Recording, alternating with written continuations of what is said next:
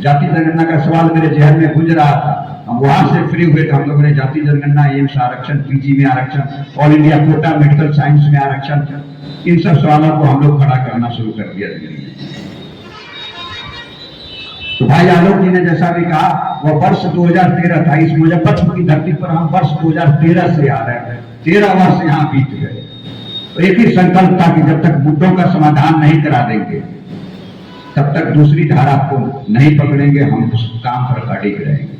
संकल्प एक था कि देश में जाति आधारित जनगणना को कैसे मजबूती दी जाए। लोगों के ध्यान में नहीं आ रहा था। हम लोग यहाँ आ रहे थे, छोटे लोग थे, कम लोग थे, बहुत सारे लड़कों को जुड़ा। हमारी टीम से यहाँ मुजफ्फरपुर से निकले विभिन्न दलों में भी आज हैं, हम उनका नाम लेना नहीं चाहते हैं। हर दल में आज लोग पहुंच गए, हमारी टीम छोटी हो गई, लेकिन हम लोग जो छोटे रहे लेकिन सब बिल्कुल विचारधारा पर ही रहे, उसी पर कायम रहे और आज भी कायम। इस बात का मुझे फक्र है।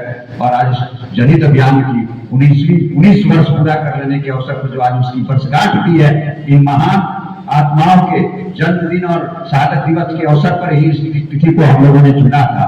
तो आज इस वर्षगांठ के अवसर पर हम मुजफ्फरपुर की तमाम अपने टीम को और सहयोग करने वाले साथियों को धन्यवाद देते हैं कि उन्होंने विश्वास रखा और इस देश में, राज्य में हम लोगों ने जाति जनगणना करा देने में सफलता हासिल की। हमें शरद यादव जी बार बार प्रेशर देते थे, चुनाव लड़ो। उनका कहना था कि सड़क के आंदोलन के साथ साथ जरूरी है कि संसद में आवाज गूंजनी चाहिए। सदन में जब तक अच्छे लोग नहीं आएंगे सदन सुना हो जाएगा। एक दौर ऐसा आएगा कि कोई सदन में तुम्हारी बात करने वाला नहीं रह जाएगा। हम लोग अब लास्ट कड़ी के लोग हैं, अच्छे लोग आना बंद हो रहे हैं। तुम कोशिश करो कि संसद में तुम आओ, चुनाव लड़ो। उनके जनता दल यूनाइटेड में अध्यक्ष रहते, मैंने कहा कि जो काम मैं कर रहा हूं शरद जी, हिंदुस्तान में कोई नहीं कर रहा, मुझे अपना काम करने दीजिए।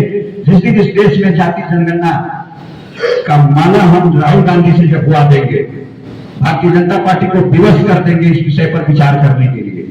हम राजनीति में आने की बात सोचेंगे, आप जिंदा रहे या ना रहे, हम कोई एक लोकसभा क्षेत्र सोचेंगे, हम अपने साथियों को जगाएंगे। आपका बुरा काम जो बिहार में कर लोहिया के बाद कर्पूरी ठाकुर गरीब युवा को चुनाव लड़ाने का काम कर रहे थे, शरद जी आप भी यही काम कर रहे थे कि लोगों को ढूंढ ढूंढ के अच्छे लोगों को, सामाजिक लोगों को चुनाव लड़ा रहे थे। यह काम बंद हो गया है तो नेता कैसे तैयार हो, कमजोर लोगों का मनोबल कैसे मजबूत हो, कार्यकर्ताओं का मनोबल कैसे मजबूत हो।